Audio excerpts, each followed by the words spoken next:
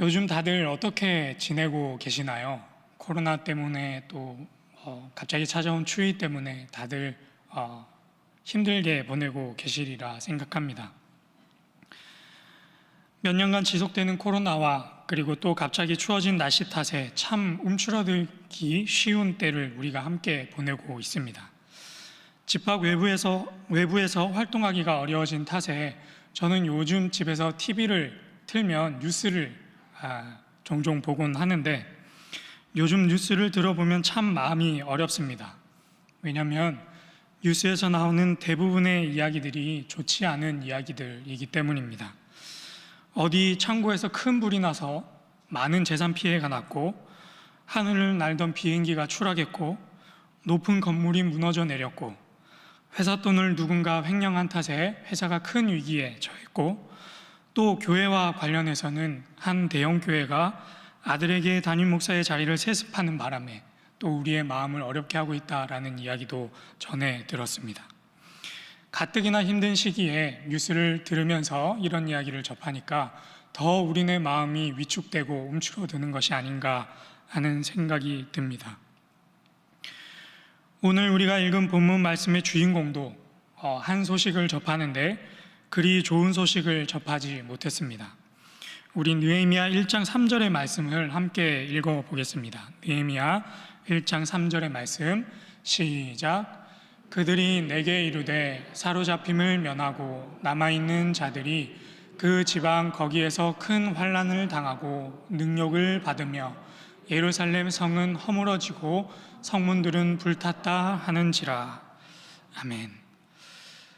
오늘 우리가 읽은 이 본문의 시점은 이스라엘이라는 나라가 멸망하고 바벨론으로 포로로 끌려간 뒤에 이스라엘 백성들이 두 차례에 걸쳐서 예루살렘과 이스라엘 땅으로 포로 귀환을 하는 그 시점의 이야기입니다. 그리고 본문에서 등장하는 주인공 느헤미야는 그 포로 귀환 시기에 예루살렘과 이스라엘로 귀환하지 않고 페르시아의 수도에 있는 수산궁에 살고 있었습니다.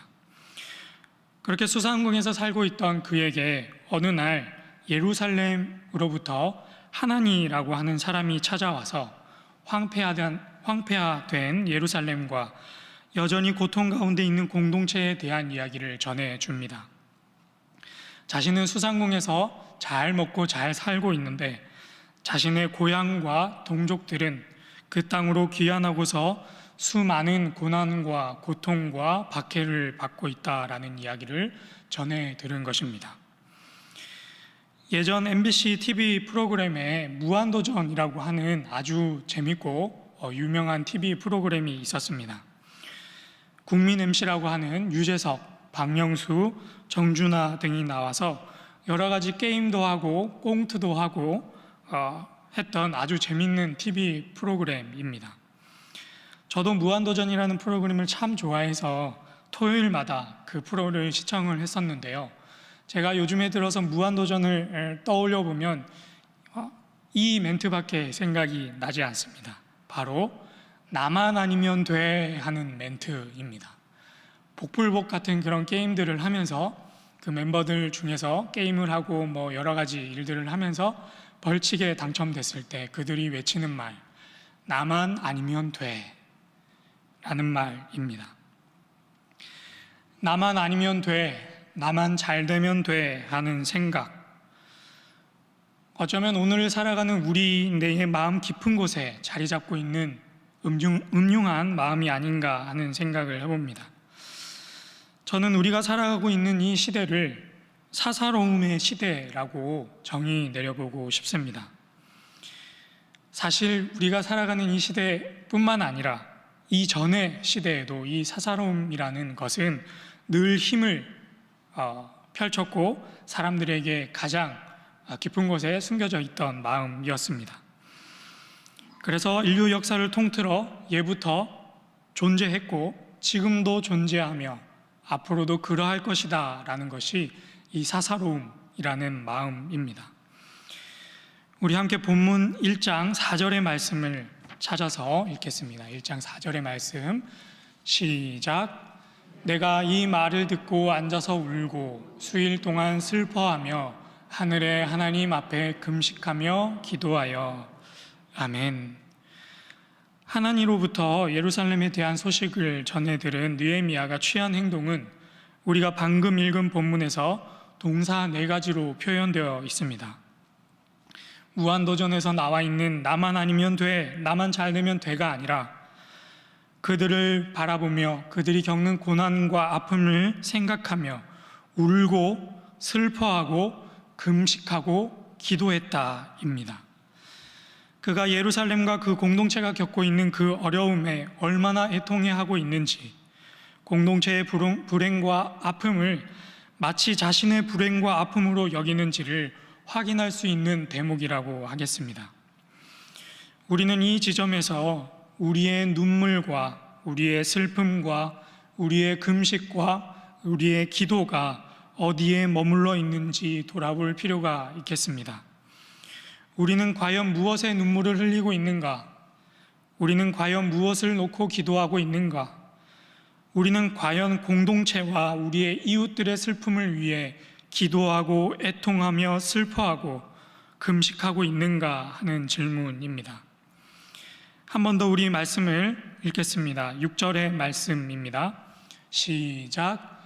이제 종이 주의 종들인 이스라엘 자손을 위하여 주야로 기도하며 우리 이스라엘 자손이 주께 범죄한 죄들을 자복하오니 주는 귀를 기울이시며 눈을 여시사 종의 기도를 들으시옵소서. 나와 내 아버지의 집이 범죄하여. 아멘.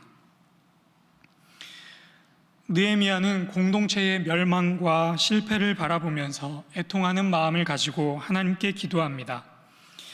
이스라엘이 하나님 앞에서 완전히 멸망당한 이유, 하나님께 심판받은 이유는 그들이 하나님의 말씀에 끝까지 불순종하고 하나님의 의와 공의와 공도와 법도를 지키지 않았기 때문입니다. 그래서 그토록 힘들고 어려운 고통을 지금 겪고 있는 것이지요. 그런데 놀랍게도 느헤미야는 하나님께 기도할 때에 이스라엘 자손의 범죄를 회개함과 동시에 나와 내 아버지의 집도 범죄하였다라고 고백하고 있습니다.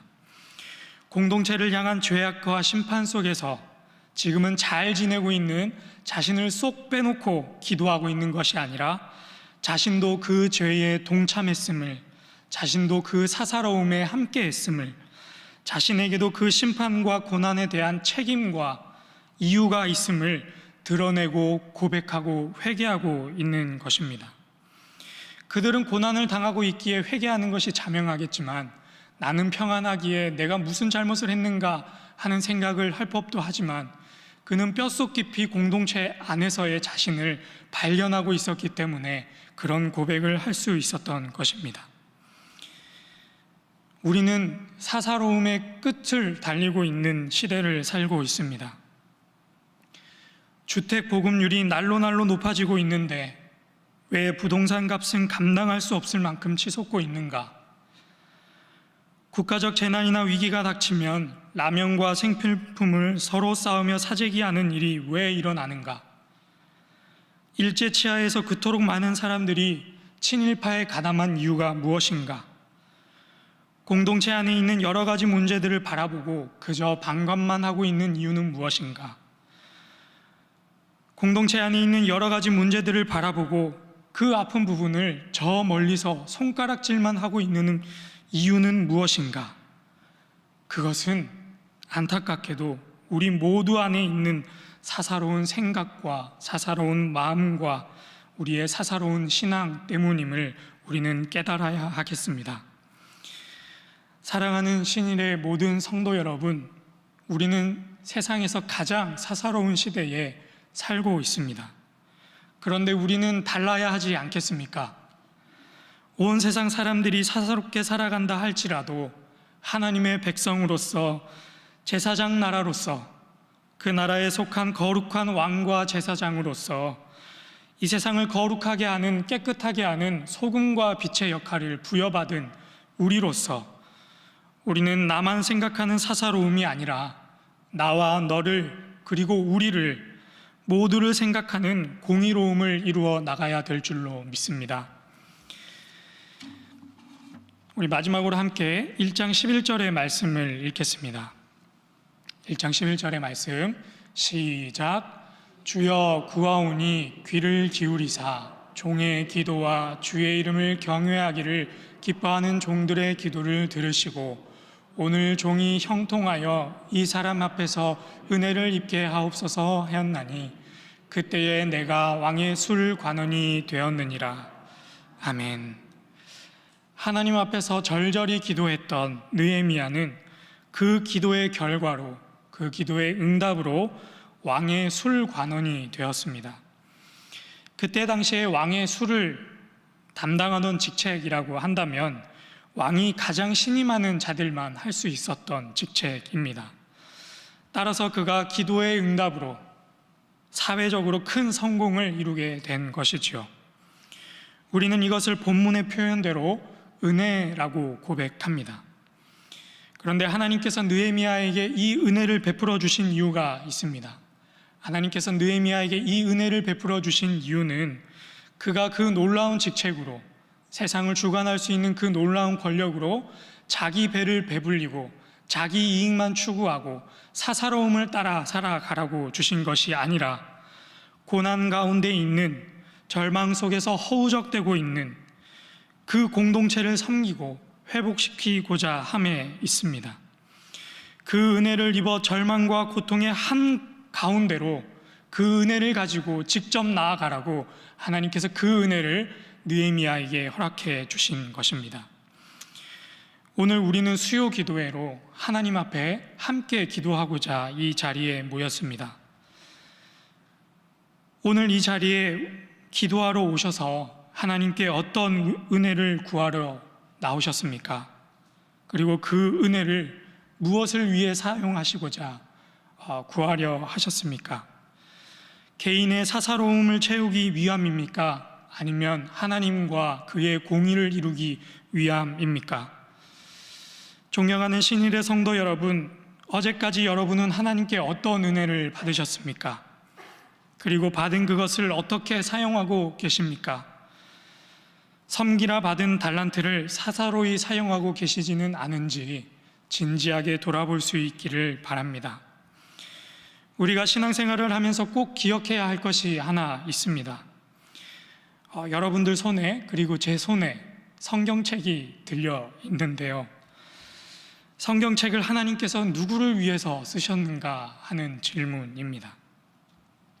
하나님께서는 이 성경책을 66권이라고 하는 1189장에 이르는 이 긴 책을 누구를 위해서 쓰셨고, 누구를 위해서 기록하셨고, 누구를 위해서 전해주고 계신 것일까요?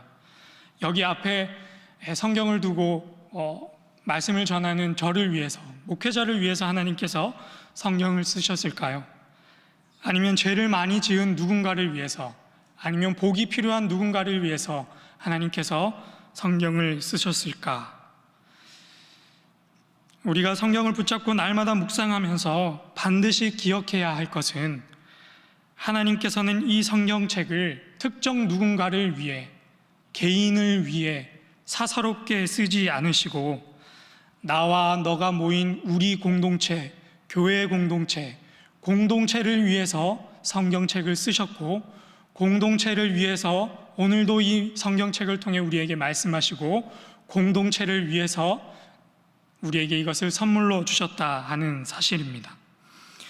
성경에 기록된 놀랄만한 축복의 말씀을 특정 누군가 개인에게 주신 것이 아니라 이스라엘 공동체, 더 나아가 교회 공동체에게 주셨고, 우리를 죄인이라 말씀하시고 회개하라고 하신 그 말씀, 회개하지 않으면 너희에게 심판이 있을 것이라는 말씀, 너희가 회개하고 돌이키면 너희에게 구원이 있을 것이다 라는 그 말씀은 사사로이 누군가에게 개인적으로 주신 것이 아니라 공동체를 위해 쓰셨고 주셨다라는 사실, 우리는 이것을 반드시 기억해야 하겠습니다. 이 사사로운 시대에서 신앙생활을 하고 있는 우리가 꼭 기억해야 할 것은, 우리 하나님은 공동체의 하나님이다라는 것입니다. 설교를 정리하겠습니다. 요즘 우리는 참 힘들고 바쁜 시기를 살아가고 있습니다. 뉴스를 틀면 좋지 않은 이야기들로 가득합니다. 그리고 우리네의 주머니 사정이 여간 좋지 않아서 다른 누군가를 돌보는 것이 여간 힘든 일이 아닙니다. 내가 해야 할 일은 왜 이렇게 많은지, 하나님께서 감당할 시험만 주신다고 말씀하셨는데 너무 버겁다 하는 생각이 들 때도 있습니다. 그런 상황 속에서 우리는 내 살 길 바쁜데 신앙인으로서 무엇을 더하란 말이냐라는 원망의 마음도 품기도 합니다. 그런데 우리는 이 사사로운 시대 속에서 공의로운 하나님의 백성으로 부름 받았습니다. 세상 속의 일도 감당하기 힘든데 신앙생활 하는 것이 여간 힘든 일이 아닌 줄로 압니다. 또 교회 안팎의 여러 이야기를 살펴본다면 우리의 마음이 그저 혼자서만 하나님 잘 믿고 천국 가고 싶다라는 생각이 들기도 합니다. 그러나 사랑하는 신일의 모든 성도 여러분, 그 사사로운 마음을 내려놓으시고 공동체의 하나님 되시는 우리 하나님 바라보시면서 그 마음의 공의로운 마음을 회복하실 수 있기를 주님의 이름으로 축복합니다. 우리 멋진 신일교회가 정말 든든히 세워져 가는 신앙 공동체로서 든든히 세워져 나가기를 간절히 소망합니다. 우리 이 시간 함께 한 가지 기도 제목을 놓고 기도하겠습니다. 하나님, 우리가 세상 살아가는데 참 쉽지가 않습니다. 아버지로서, 어머니로서, 또 직장에서 회사원으로서, 부모로서, 또 할아버지, 할머니로서, 자식으로서 우리가 이 세상 살면서 감당해야 할 일들이 참 많이 있습니다. 거기에다가 우리 코로나라는 이 힘든 시기를 맞아서 우리 주머니 사정이 넉넉하지 못합니다. 하나님께 감사의 제목이 넘치기보다는 원망의 제목이 더 많은 것이 사실입니다. 그래서 우리의 시야가 좁아지고 우리의 생각이 좁아져서 내 주변의 이웃들의 아픔과 눈물을 헤아리지 못하고 내 것만 생각하는 사사로움에 빠져 살아가고 있습니다. 그러나 하나님, 오늘 느헤미야가 하나님께 고백한 간절히 애통하며 기도했던 이 기도 제목들을 바라보며 우리가 사사로운 마음을 내려놓고 힘들고 어려울수록 사사로움을 내려놓고 공의를 붙잡고 공동체를 위해 기도하고 나누며 공감할 수 있는 마음을 우리에게 허락하여 주시옵소서. 나의 하나님은 나의 하나님으로 끝나는 것이 아니라 공동체의 하나님임을 고백할 수 있는 마음을 허락해 주시고 신일교회의 하나님임을, 335의 하나님임을, 당회의 하나님임을, 한국교회의 하나님임을, 세계교회의 하나님임을 우리가 기억하며 애통하고 눈물을 흘리며 기도할 수 있는 우리 모두가 되게 하여 주시옵소서. 우리 이 기도 제목을 놓고 주님 앞에 간절히 기도하며 나아가겠습니다. 주여 믿습니다. 주여 믿습니다. 주여 믿습니다.